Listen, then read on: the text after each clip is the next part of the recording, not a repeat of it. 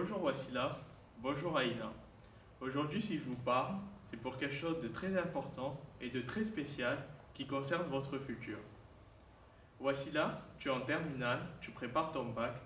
Et toi, Aïna, tu es en troisième, tu prépares ton brevet. Qui sait combien ces classes sont importantes pour vous deux? Wassila, tu souhaites faire médecine.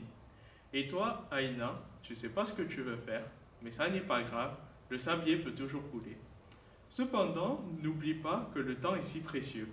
N'attends pas pour te documenter, faire des recherches sur Internet, puis te saisir de chacune des opportunités qui te permettront de savoir ce que tu aimerais faire et devenir plus tard. Comme nous avons l'habitude de faire des gâteaux ensemble, nous aimons partager ces moments. Aujourd'hui, il me semble que l'heure est venue de vous partager une nouvelle recette. Elle n'est pas issue de notre livre de cuisine habituel, elle est le fruit de ma réflexion et de l'amour que je vous porte. Je l'ai voulu inspirante, généreuse et savoureuse. Mais elle se mérite. Elle est plus exigeante que notre gâteau au chocolat. Elle demande de la préparation, une attention permanente, un dosage subtil et des ingrédients de la plus grande fraîcheur. Avant de commencer, munissez-vous de 3 belles bottes de rêve, 500 g de persévérance, 2 bouillons cubes de détermination et d'envie, 1 litre de positivité, un assortiment d'épices, d'amusement, de culture, de découverte et une petite pincée de bêtises. Pour commencer, émincez finement les 3 belles bottes de rêve. Cet ingrédient est à manier avec la plus grande délicatesse. Si vous l'écrasez, elle se délitera à la cuisson et perdra sa saveur. Soyez généreuse dans le dosage, car rêver est essentiel. Les rêves, c'est ce qui vont vous donner des objectifs et la force pour les réaliser. Wassila, Aïna, si vous avez un rêve, allez-y jusqu'au bout. Maintenant, versez dans une grande marmite et laissez les émincés mitonner à petit feu jusqu'à qu'ils soient moelleux à cœur. À présent, faites dorer dans une noix de beurre 500 g de persévérance. Dans la vie, rien ne sera facile, mais c'est en affrontant les difficultés que vous allez y arriver. Le but de ces 500 g de persévérance est de faire en sorte que les difficultés ne vous fassent pas peur. Souvenez-vous toujours qu'il n'y a pas de réussite facile ni d'échec définitif.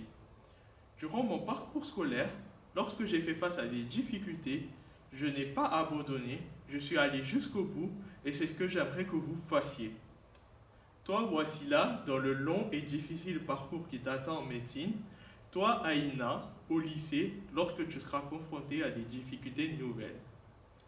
Ensuite, ajoutez 2 bouillons cubes de détermination et d'envie, car cela va vous permettre de réaliser vos rêves et atteindre vos objectifs en toute liberté. Wassila, tu souhaites réussir en médecine. Fonce, lâche rien, crois en toi, tu peux y arriver et tu y arriveras. Aïna, bien que ton projet ne soit pas encore défini, souviens-toi de mes conseils. N'attends pas pour te documenter, faire des recherches sur Internet, puis reste centré sur ton objectif. Ne te censure pas, ne te détourne pas, sois assidu et déterminé. Pour ma part, cela m'a beaucoup aidé à atteindre mes objectifs et à réaliser mes rêves.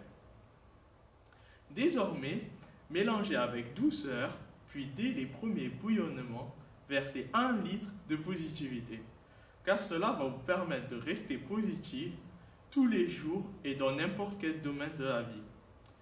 Durant mon parcours scolaire, lorsque j'ai fait face à des difficultés, le fait de prendre le positif m'a permis de m'améliorer et de me remettre en question. Et c'est grâce à ça que nous avançons et que nous évoluons dans la vie. Souvenez-vous de mon échec, puis de ma réussite au permis de conduire. À présent, vous allez assaisonner le mitonné avec quelques petites pincées d'épices, d'amusement, de culture, de découverte, car finalement, rien ne vous prive de faire des activités, sortir avec des amis. Finalement, profiter de la vie reste essentiel. Il y a quelque chose en latin que j'aime beaucoup et qui veut définir ce que je veux vous dire. Carpe diem comme minimum credula postero. Cueille le jour sans te soucier du lendemain et sois moins crédule le jour suivant.